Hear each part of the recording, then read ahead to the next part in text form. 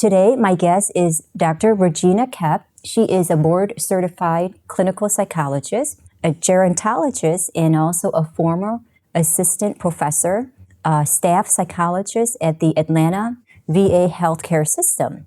For more than a decade, she provided direct patient care and consultation on the geropsychiatry outpatient mental health team. So I'm eager to talk to her today about the caregiving's journey and the importance of understanding older family relationships. So Regina, thank you so much for joining me today in Boomer Living. Thank you so much for having me. I really admire the work that you're doing with this podcast, so thank you. Thank you.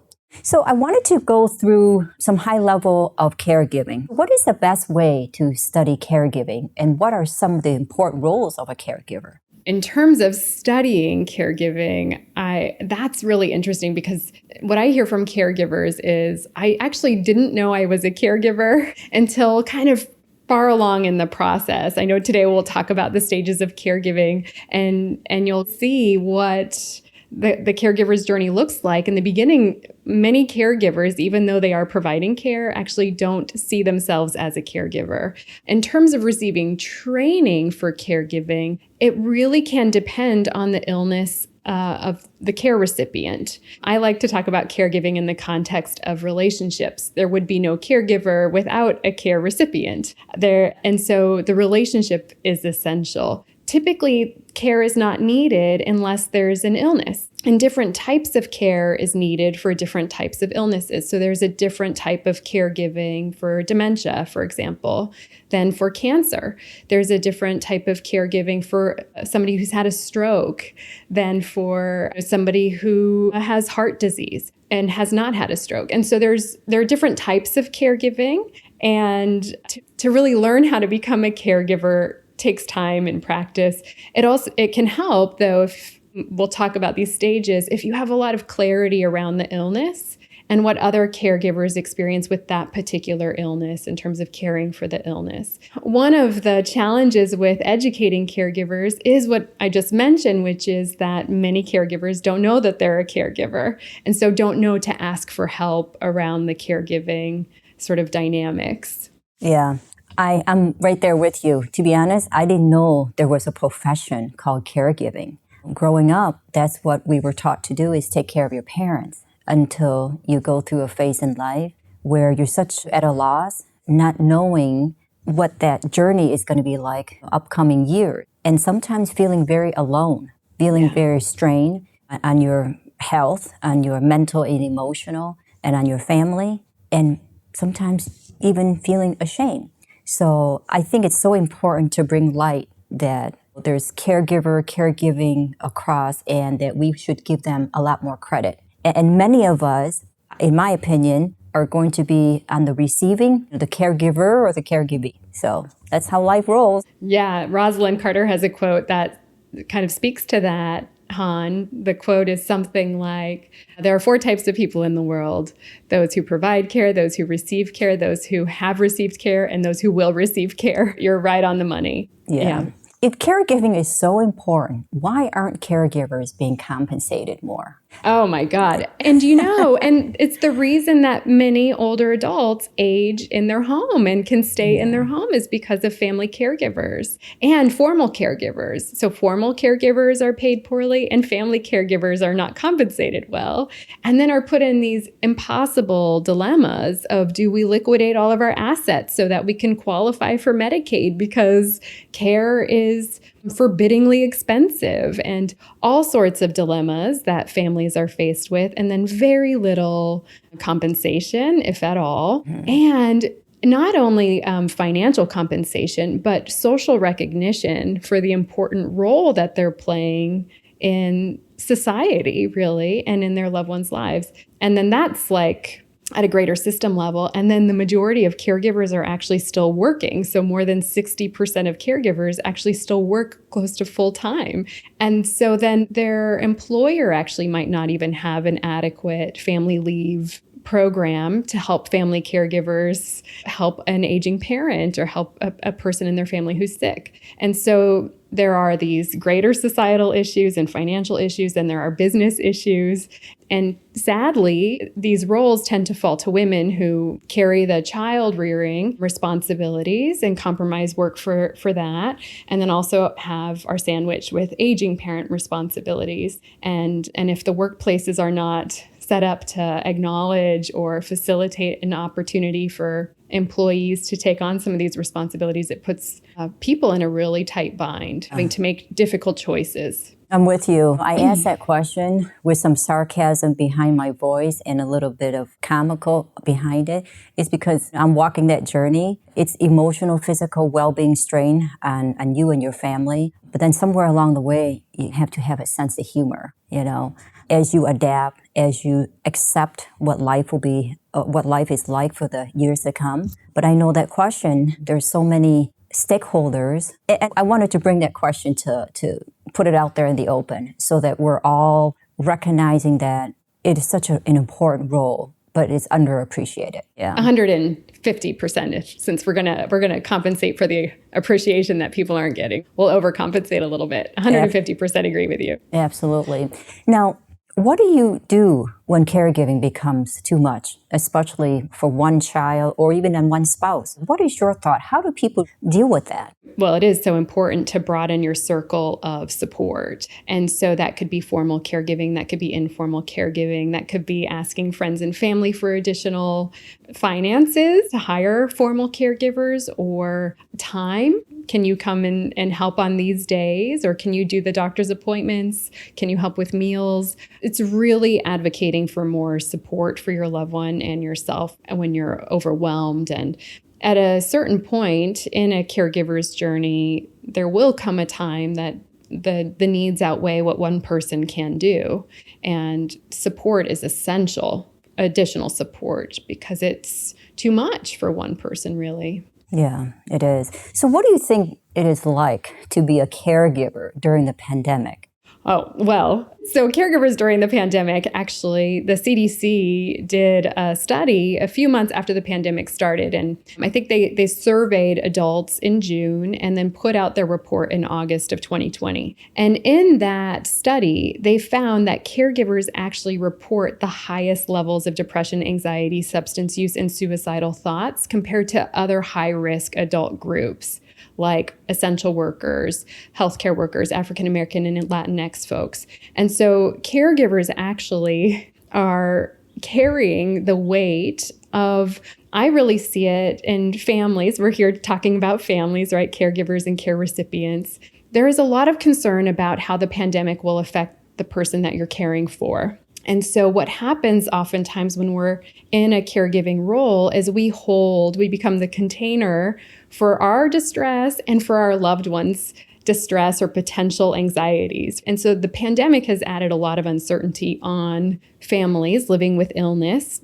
It's caused a lot of challenges for families living with dementia because adult day programs have closed, because some of the structures in place that would help families to live a consistent, structured life are gone. Maybe you're still working. Now you have a loved one with dementia who's restless in the house and you're trying to host a meeting. It's really chaotic for caregivers. And so caregivers are actually reporting higher rates of depression, anxiety, substance use, suicidal thoughts. And I think it's something like 30% compared to like close to 7% of non-caregiving adults. So rates are really high. And then this, I know you speak to a lot of older adults here. The general older adult not living with a dementia disorder, though, was also surveyed in the study. And older adults actually report the lowest rates of depression, anxiety, substance use, and suicidal thoughts, and high rates of resilience. I'll say actually caregivers are also highly resilient. Even studies that look at caregiving, caregivers do show higher rates of depression and anxiety and stress and distress while caregiving, even without the pandemic. But actually, there is a myth out there that caregivers get sick and die before the people that they're caring for. Yeah. You might have heard that. So there's research that proves that wrong, that actually caregivers, even though there are higher rates of depression, anxiety, and stress and distress, caregivers are also remarkably resilient and are finding meaning and purpose in the role that they have. And it's not diminishing their length of life or causing more illnesses. That does happen in adults who are not caregivers, who have depression, anxiety, and distress, but not in caregivers. So that's kind of interesting phenomenon that we see. The act of caregiving is one of the most mentally and physically taxing jobs imaginable. So caregivers, in my opinion, are truly the backbone of society, and yet they receive very little support. So in your mind, what policies need to be changed to better support caregivers? Wow. So this is a great question. Brene Brown interviewed Melinda Gates, and they were talking about the importance of policy change around family caregiving as well. Back to that point of compensating caregivers financially, creating better policies in workplaces to accommodate family caregivers. So if more people, I'm in my 40s, I had my kids in my 40s. So our parents, my husband's also closer to 50 than he is to 40 now. And so we have little kids, tiny kids, like a 3 and a 5-year-old, and aging parents. Our parents are much older, right, than in a sort of cohort before us who had children younger. And so now, because people are having kids later, there's also you're starting your family later, but then that means your parents are much older. And so you might be sandwiched more. Right. So that means you might be in the middle of your career and also have children, little kids, and aging parents that you need to help out. And this back to the workplace policies around accommodating family caregivers and creating more space for that. I think recently, there's been more in the news about the toll of the pandemic on women and the compromises women have had to make during the pandemic because of childcare and because of elder care. And so I have a good friend, MJ Grant, who cares for her mom with dementia, who's also deaf. And MJ is a sign language interpreter. So MJ has to move around her house because she has less access to formal caregivers for her mom. Also because her mom is deaf, she needs a formal caregiver who can sign. And so then MJ has to do her Zoom meetings around the house in special places so her mom can see her because her mom can't hear her. Her mom is also losing vision in one eye, so her peripheral vision is off. So it's very complicated for them. But MJ has a 6-year-old and mom with dementia who's deaf from childhood. So MJ signs, the mom signs, and it's very complicated. But the COVID and the resources during COVID are doing her no favors, of course. So she's really had to manage no school for her child because that would create more risk for the mom because they all live in the same home. And so it's really complicated on women, especially. It's really pressed and squeezed women, especially. I echo that. Yeah, there's so much that still needs to be done. And I'm glad that you and I are putting ourselves and the message out there so more folks can chime in and just underscore the importance of it. So thank you. I will say that back to your point about caregivers being the backbone of society, I totally agree. And one of the challenges that we're highlighting too, there is a lot of recognition for parents. While there might not be enough support for parents, especially during COVID, there's recognition.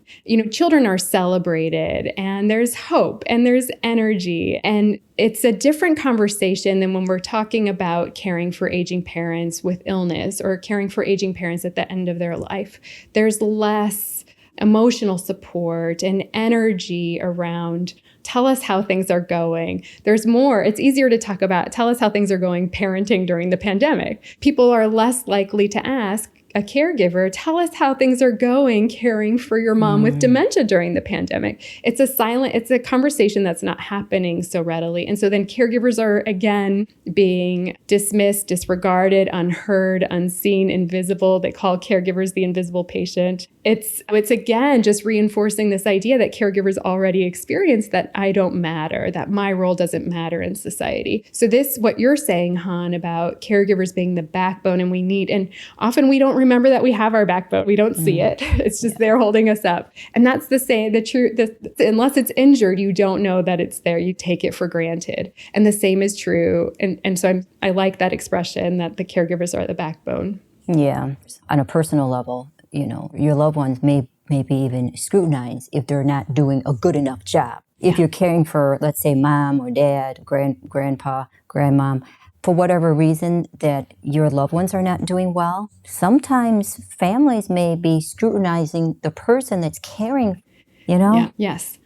Yeah, and it's easier from the outside looking in to see all the things that need to change. I can tell my husband he hasn't done enough in the house, and then he'll remind me, actually, I did all these things, but I didn't see it. The same is true for caregivers. So if you're a caregiver who's a primary, so typically in families, there's a primary caregiver, and there might be ancillary caregivers, helpers. But if the helpers or other family members have a thought about how caregiving should be done or a fantasy about how caregiving should be done, and then compare it to how caregiving is actually being done in the pandemic with impossible decisions that you have to make, it's not a fair interpretation of what's actually happening. And that also causes a lot of distress. And if there's not family harmony around the caregiving situation, that causes a lot of stress and distress. Yeah, I'm right there with you. Okay, so now I want to dive into what you're passionate about, which is the caregiver's journey and the 6 stages that come with that. So can you walk us through those 6 stages? Sure, yeah. As I mentioned earlier, caregiving happens in the context of a relationship. And so these stages are actually stages for the relationship and the caregiver in the context of that relationship. So it will include role changes and conflicts, internal conflicts that often come up that have to do with these role changes and the illness that you might be caring for as well. So the first stage in the caregiver's journey is called the pre-caregiving stage. And this is before your loved one needs any care, before there's like an illness that's pretty noticeable at all. But this is where, and I'm talking about adult caregiving and older adult caregiving. That's my area of expertise, is caregiving older adults who are nearing the end of their life or have a significant illness, like a life-altering illness, like a terminal cancer or a dementia disorder. And in this early caregiving stage, this is where there are just 2 mutual adults. The caregiver-to-be and the care recipient-to-be are just 2 mutual autonomous adults. And at this stage, you're just going about life. You've probably lived separately. If you're an adult child caring for an aging parent, you may have lived separately from your older loved one for decades. And really this stage here is really important for the journey, because what happens is the quality of our relationship before we start caregiving can sometimes create a roadmap for what caregiving might look like. So for example, if you lived in a family that had a really hard time managing conflict and was very private and secretive about medical or mental health needs in the family and didn't talk about things, you might not have all the information as you go along the caregiver's journey, right? If you have a family where there is a lot of deception and betrayal, you might not trust the information that you get. If you are in a family where there was a long period of estrangement, or you were mistreated by your loved one who you'll be caring for, you might have a lot of resentments and anger right along the journey. And so understanding your relationship before you even start caregiving is why pre-caregiving is so important. How healthy are you in your relationship at baseline? And so the struggle here is what all families have their dynamics. Are your family dynamics functional or dysfunctional? Are they healthy or not so healthy? And so the goal in this stage is to really make sure that you are as healthy as you can be, mentally, physically, emotionally, socially, in your own relationships. And if you anticipate that you might be a caregiver for somebody, that you also foster health in that relationship. And you can do that by just having discussions or building connections. And so that's the first stage, this pre-caregiving stage. And it's called the mutually autonomous stage, just 2 adults going about their life. And the second stage is called the early caregiving stage. And this is what I call the ambiguous caregiver. And this is what we talked about a few minutes ago, Han, where now I'm caregiving, now I'm not. Now I'm helping, now I'm not. You're in and out of this caregiving role. You're not fully clear, is this an illness? What, especially with a dementia disorder, it can be really hard to understand if it's dementia early on. You just notice some behaviors and you wonder, is this normal? Is this not normal? And so you'll see a caregiver in this early caregiving stage, this ambiguous caregiving stage, just say, I'm not a caregiver, am I? And so they don't know. There's a lot of confusion. There's a confusion about their role. Am I a caregiver? Am I not? Am I helping? How much do I help? Am I helping too much here? Should I back off? If I back up too much, they're going to get hurt. Should we take away the keys? If we take away the keys, to the car, they're going to be isolated. They live in a rural area and they're not going to be able to get around. If we let them keep driving, we worry there's going to be an accident. And so there's a lot of how much do we step in? How much do we back off? Oh, I'm sorry. And I noticed as you're making the decisions for your loved ones, you have to be very mindful because not only is there safety at hand, but also the sibling dynamics. You could easily get scrutinized if you make the wrong decision. And that's heavy because you want to keep that family dynamics unified, right? Yeah. As much as possible. Yeah. Very difficult to do. I'm sorry. Very, very difficult. In a second, I'll give you a metaphor for that.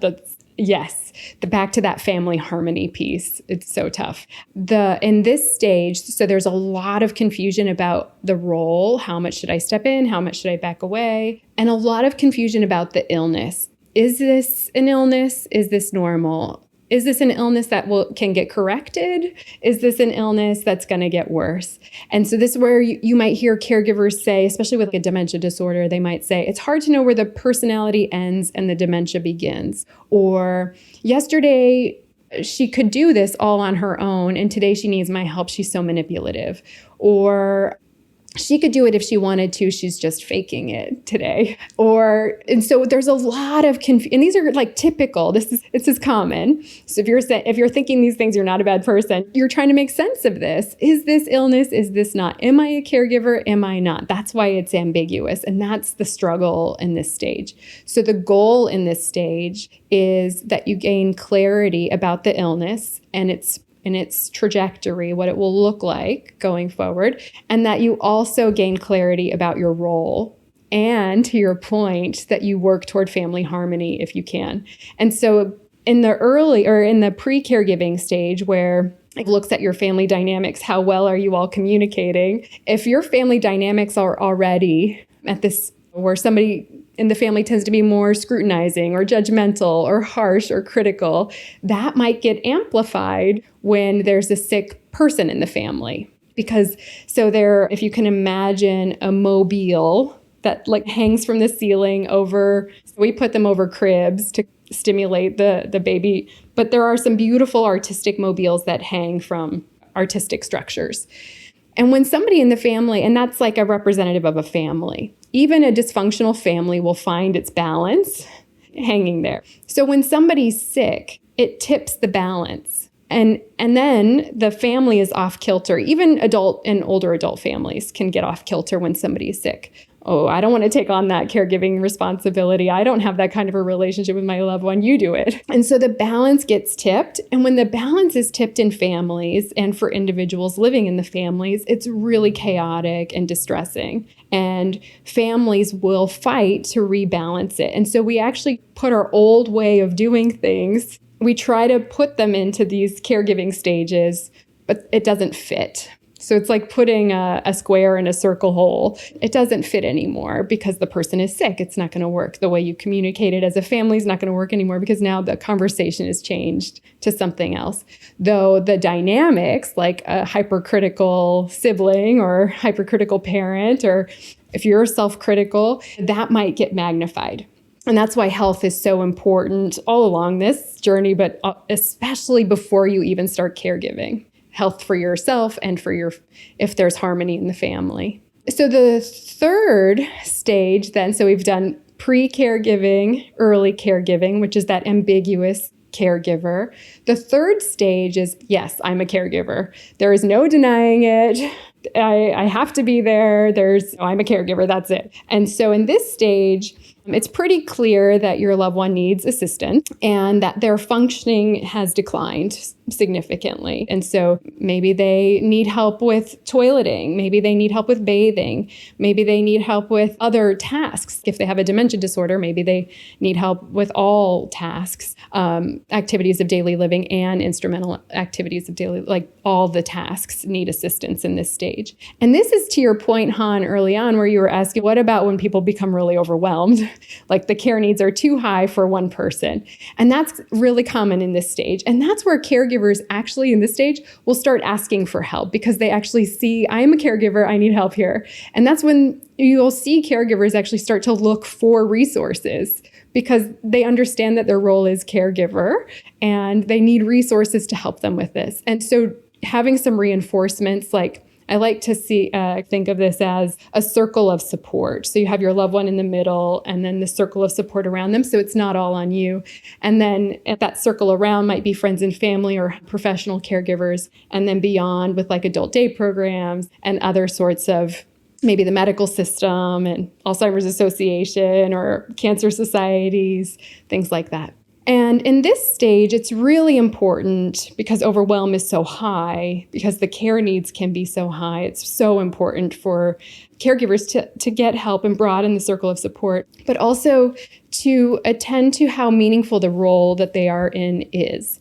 And are they, the caregiver herself, actually valuing this role and the magnitude of what they're doing and the meaning that it's bringing to them and their family. And so to really take stock of how important this is, like Han, you were talking about this, is the caregivers have an essential role. And it sounds like you are having your own experience, right, with this personally. And you know, without your support or assistance, things would fall apart. There would be no structure or backbone to hold the whole mobile up. It would crumble. And so it's so important for caregivers in this stage to reflect on how meaningful this role actually is and the magnitude of what you're doing. Of course, all along in all these stages, self-care is essential. That's a given. We have to be our healthiest selves because we need to be flexible and mindful and curious and receptive and perceptive. We have to be all the things. And it's hard to do that if we're not taking care of ourselves. So I'm giving lots and lots of information with the stages. Should I pause for a minute or keep going? No, keep going. I think it's great. I think everyone needs to know the depth of the 6 steps or the 6 components. I think it's very important. Okay.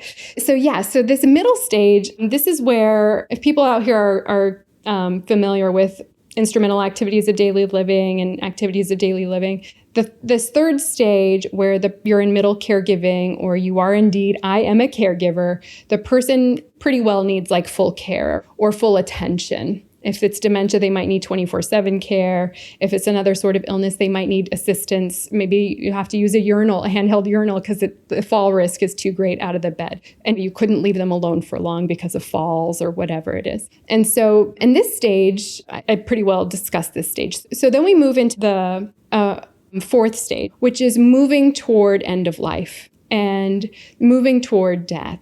And this is the stage I call the steward stage. And this is because you are the steward for your loved one's wishes. You're carrying the relationship. It's likely at this stage your loved one is not able to communicate with you so well, whatever the illness. It's likely that you are holding the light that will guide.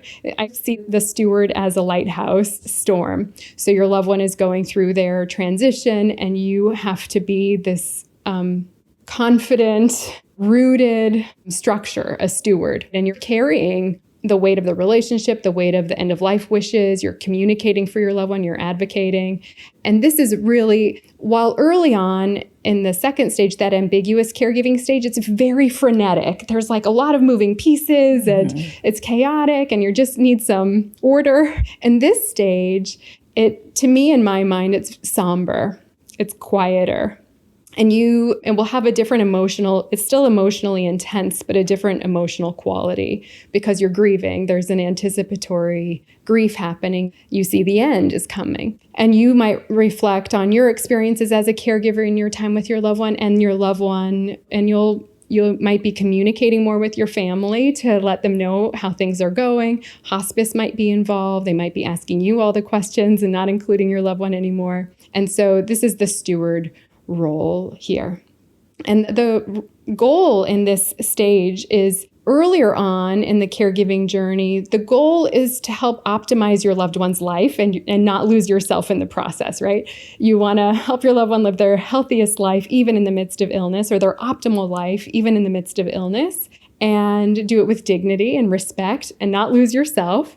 And then at this stage, though, you're working toward an optimal death. So it's like you've come full across the full spectrum of from life to death.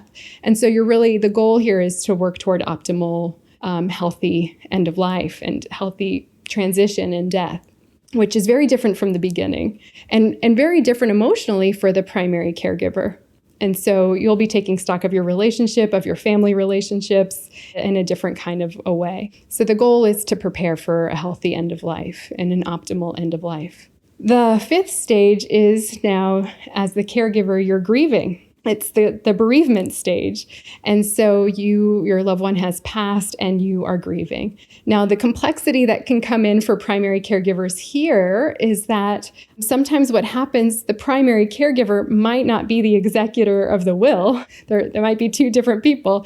And so the family dynamic, back to that mobile, might tip the other way. And the primary caregiver might get a back seat to the executive planning or the will and estate planning because you might not be assigned that person. And that can also, you can feel dethroned a little bit or less important when, like, for 10 years you've had the primary role and all of a sudden your seat has been taken away. And so that can cause a lot of internal conflict for the primary caregiver and a lot of conflict in the family. And so the goal here is to try to work toward family harmony and also your own bereavement process. Okay, are you ready for the sixth goal?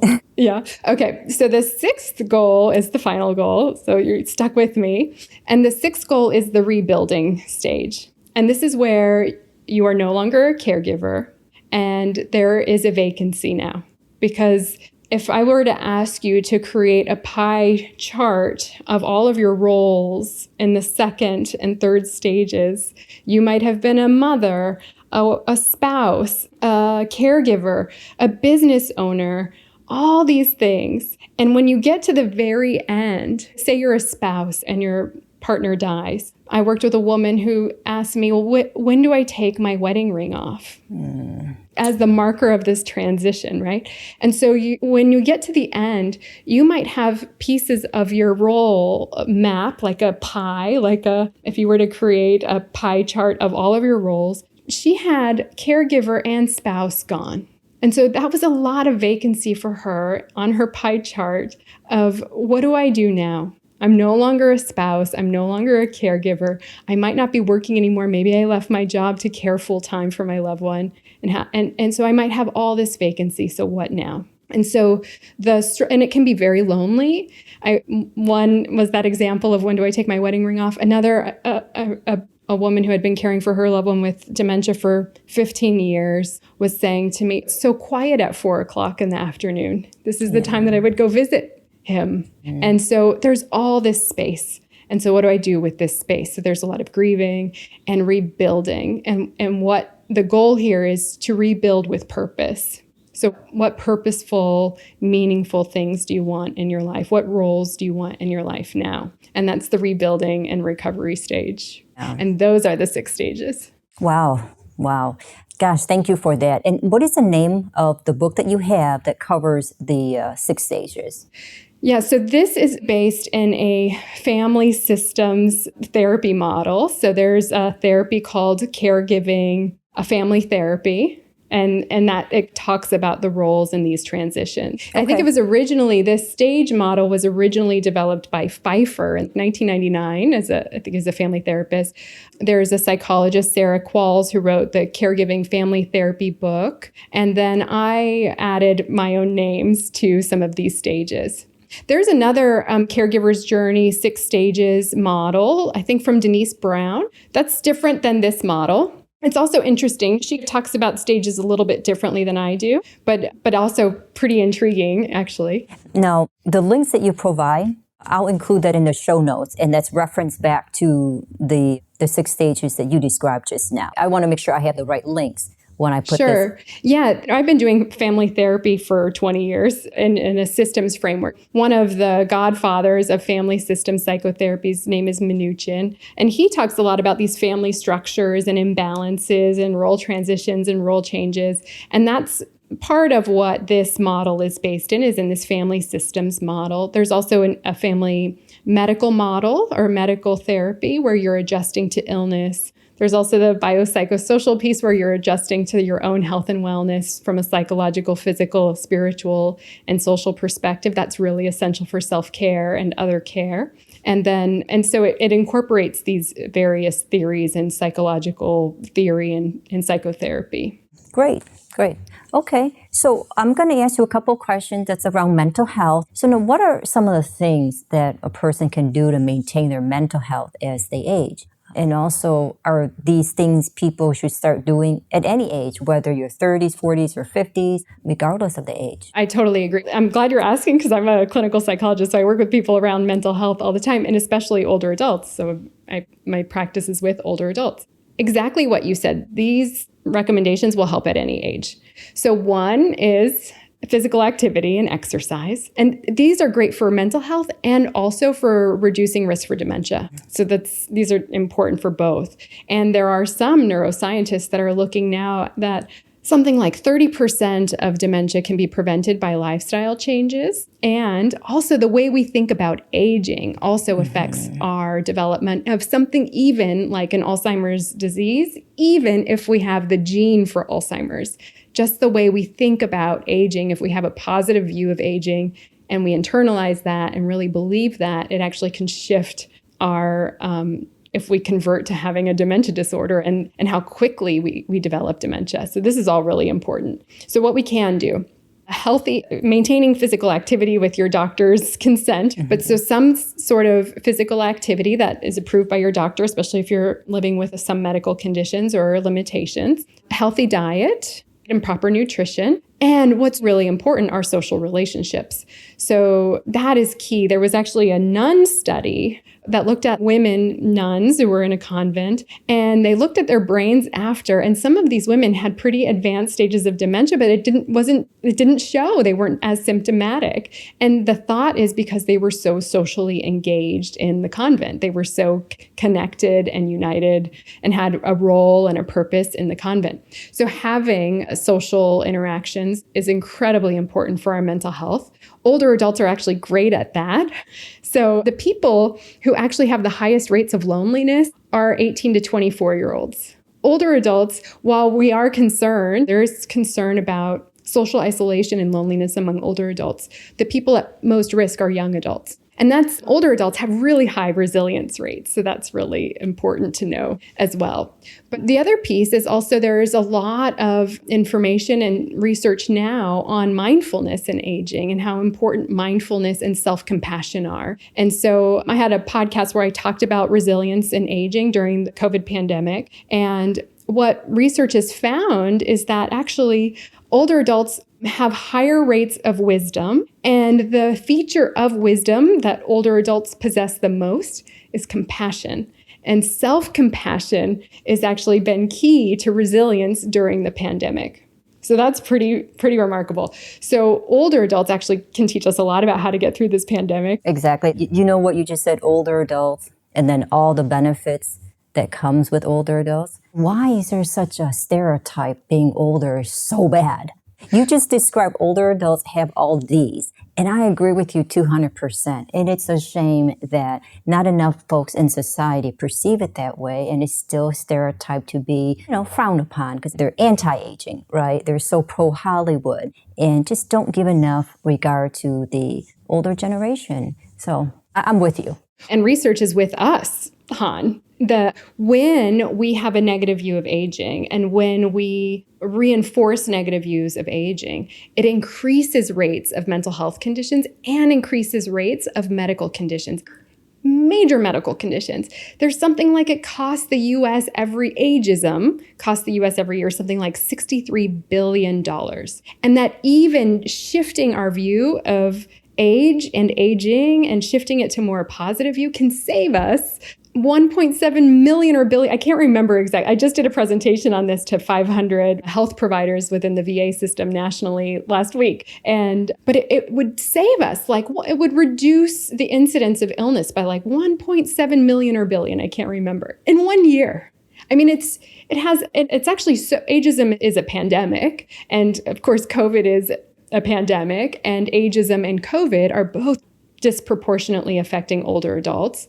And we can do something about ageism. We don't need a vaccine for that. We can shift, like you're doing here, and we're giving more information, but we can shift the way we think about aging and the value we place on aging. Absolutely. And media and Hollywood have something to do with that too. Enough about people talking about ageism. I think it's great to put it in the forefront, but I think it's more important that we be a part of that shift, like what you and I are doing right now. So I'm more geared towards taking action, educating, informing, putting it out there, and just take action and be a part of that shift. So I think it's very important. So would you say that external factors like society or community events, or internal factors like your own attitude and a sense of life purpose, which has a bigger impact on mental health for older adults? I don't know that I could tease apart which is more significant or which is more influential. They're both influential. So there are structural and societal ageism. And then there's what's called the stereotype embodiment theory, which is internalized ageism. Both contribute to mental health and aging and physical health. I need to say that again because we focus on mental health, which is, I'm a psychologist, that's my jam. But the other piece is that this affects physical health too. It affects rates of dementia. It affects cardiovascular disease. It affects mental health conditions. It affects cancer. It affects all sorts of physical health conditions and all sorts of mental health conditions. So barriers. One is that we have a misconception about what's common with aging because of messages we've been fed about aging. There's a common misconception that dementia is normal with aging when it's not. There's a common misconception that depression, at some point, don't we all become depressed? Everybody's dying around us. We're all going to move. Isn't this depressing? And then so we have this misconception that at some point we're going to be depressed. And also, we have these ideas about older adults that, well, old dogs can't learn new tricks. Older adults will never change. So they're never going to go to mental health care. But here's the thing. With depression, it's highly treatable among older adults. So it's not normal with aging, but it's the most prevalent mental health condition. And it's highly responsive to treatment. And older adults benefit from treatment at the same level that younger adults benefit from treatment. And so if we believe it's normal, we're not going to advocate for our loved ones when we see some depressive signs. We're not going to advocate for them to get mental health care because we're going to think it's normal. Why would they need mental health care for that when it's not normal? And when older adults don't get mental health care that they need, their rates of illness go up. They use more medications. They have more ER visits. It takes longer to actually leave the hospital when they are medically hospitalized. And it increases the risk for suicide, which is higher among older white men over 85. It's the highest rate of suicide is among older white men. And so if we believe it's normal, we're not going to get our loved ones help.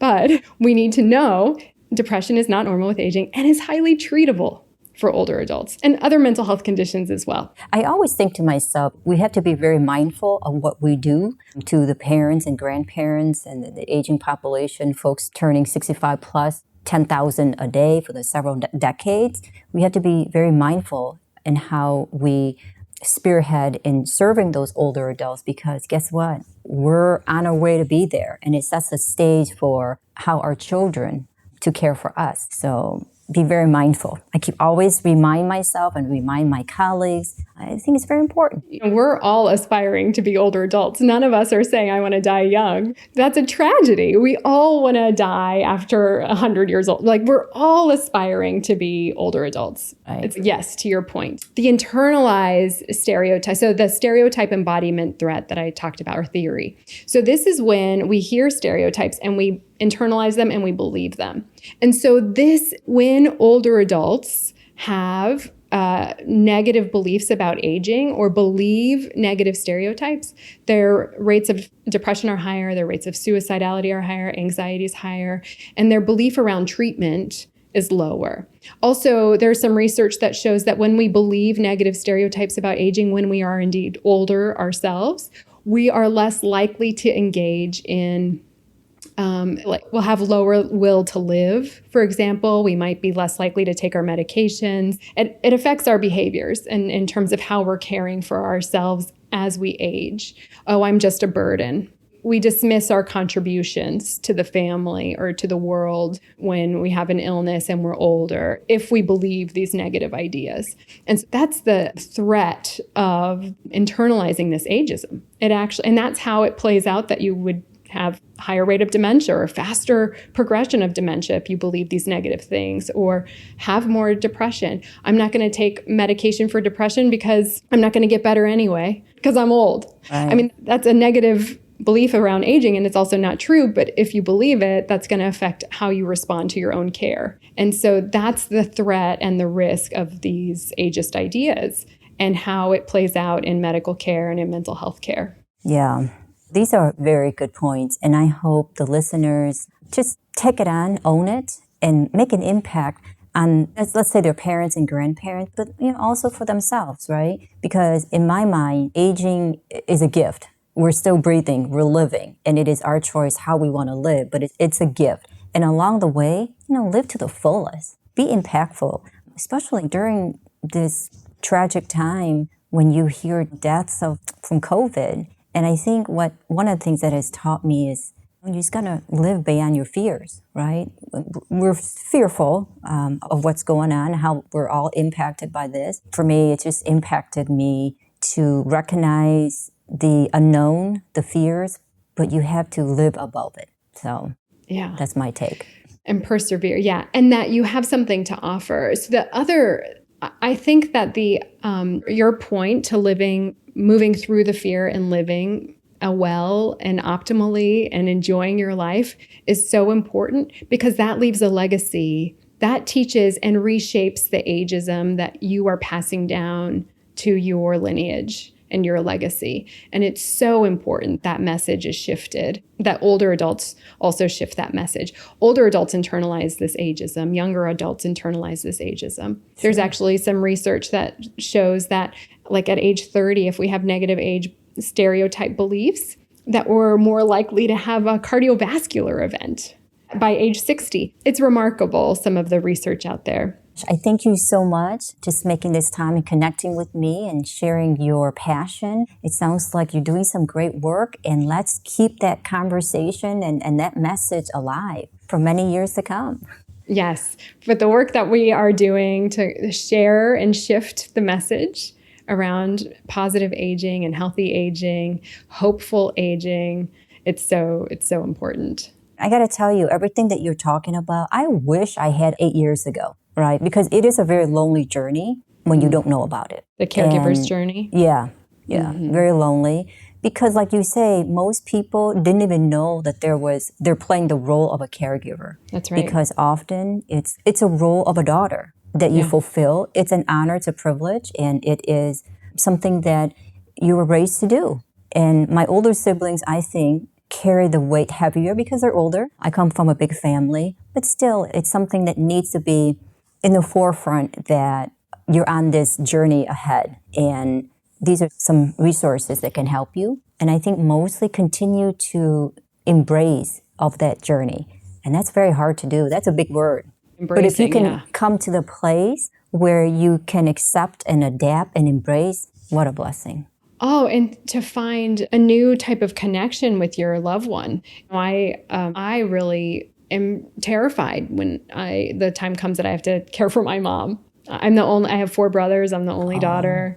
And actually, I'm not the closest with my mom. One of my brothers is much closer with her and would be a better caregiver to her than I would be. Or my mom and I have had a strained relationship in our life, over our life.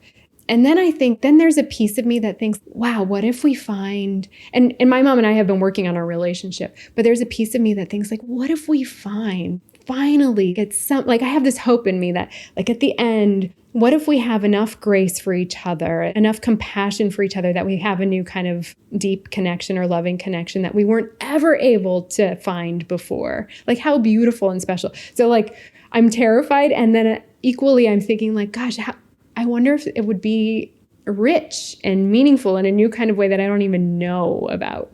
Yeah, it's the healing process. Sometimes time heals. I also think going through a difficult times perhaps helps the healing process, which I don't like, but I think life has shown me otherwise. During COVID, I have a lot more respect for my mom than I did. My mom is a single mom of 5 kids, and I'm a married mom of 2 little kids with many more resources than my mom had. Yeah. And I am like, I have so much more compassion and grace for her now. That's like maturity and life experience and just perspective.